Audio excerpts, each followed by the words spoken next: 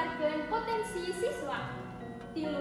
Bulan bahasa nyaeta kagiatan anu membantuan murid ngembangkeun kaparigelan basa Sunda.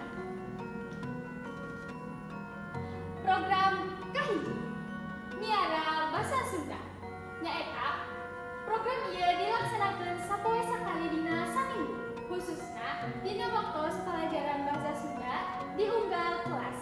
Murid diwajibkeun ngagunakeun basa Sunda nalika komunikasi sareng rerencangan.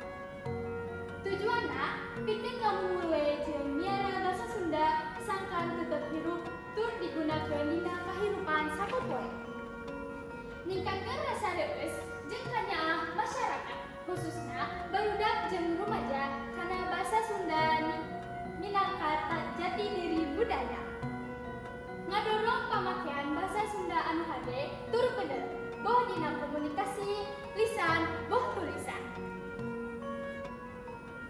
Program kedua ekstrakurikuler seni. Di antaranya nyaeta seni tari, seni musik tradisional Sunda, sareng vokal Sunda.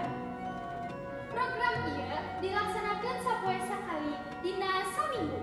Nah, di dieu aya sababaraha gambar anu aya patalina sareng ekstrakurikuler Sunda.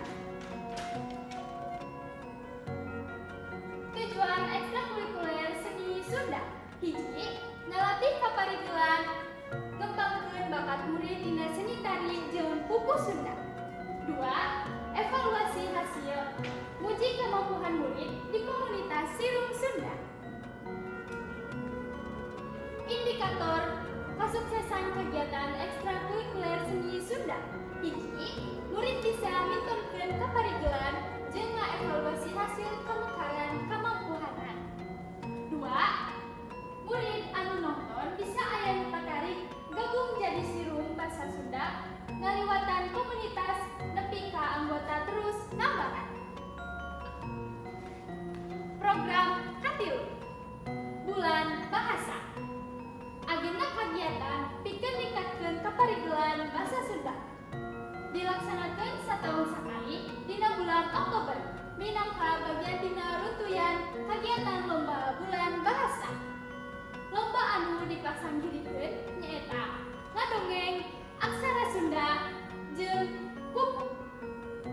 Di dieu aya sababaraha gambar anu aya patalina sareng bulan bahasa. Tujuan program bulan bahasa: ngaping para silung basa Sunda di sakola keur nepakeun karakter, kasundaan jeung pamakaian basa Sunda ka babaturanna. Neangan silung anyar pikeun nataharkeun kana lomba FTBI.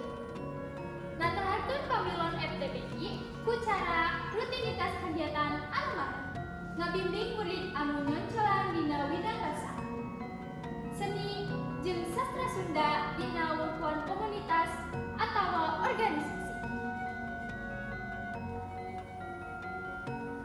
Kasimpulan, program bulan bahasa jeung ekstrakurikuler seni tari jeung vokal miboga tujuan anu hade pikeun ngahentalkeun kaparigelan murid dina widang basa Sunda, khususna nu paling penting nyaeta ngamumule basa indung urang.